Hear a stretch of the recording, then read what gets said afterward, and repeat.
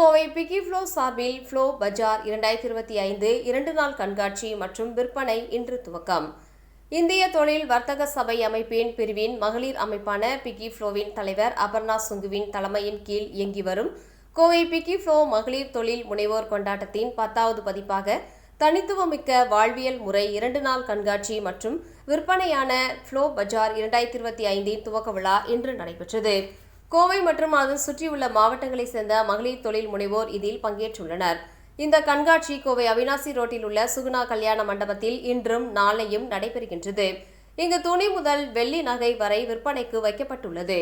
குழந்தைகளுக்கான ஆடைகள், வீட்டு அலங்கார பொருட்கள், பட்டுப்புடவைகள் காட்சிப்படுத்தப்பட்டுள்ளன.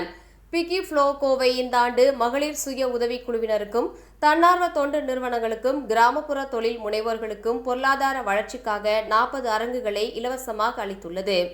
இது தொழில் முனைவோரை ஊக்கப்படுத்தி அடிமட்டத்திலிருந்து உயர வலிமையான தளமாக உதவும். இந்த கண்காட்சியை கோவை மாவட்ட ஆட்சித்தலைவர் பவன்குமார் கிரியப்பனாவர் அவர்கள் இன்று ரிப்பன் வெட்டி துவக்கி வைத்தார். பிக்கி ஃப்ளோ கோவை கிளையின் முன்னாள் தலைவர் சுகுணா லட்சுமி நாராயணசாமி குத்துவிளக்கு ஏற்றினார். பிக்கி ஃப்ளோ இந்த தொழில் வணிக கூட்டமைப்பின் மகளிர் பிரிவாகும். இந்தியாவில் 19 கிளைகளை கொண்டு இயங்கி வருகின்றது. மகளிரை தொழில் முனைவோராக்கவும் அவர்களது திறனை மேம்படுத்தவும் செயல்பட்டு பொருளாதாரத்தில் உயர வழிகாட்டியாக வருகின்றது. டிஜிட்டல் கல்வி பயிற்சி பட்டறை, தொழில் பயிற்சி, நிலையான வாழ்வில் பிரச்சாரங்களை புறநகர் பகுதியில் மேற்கொண்டும் வருகின்றது.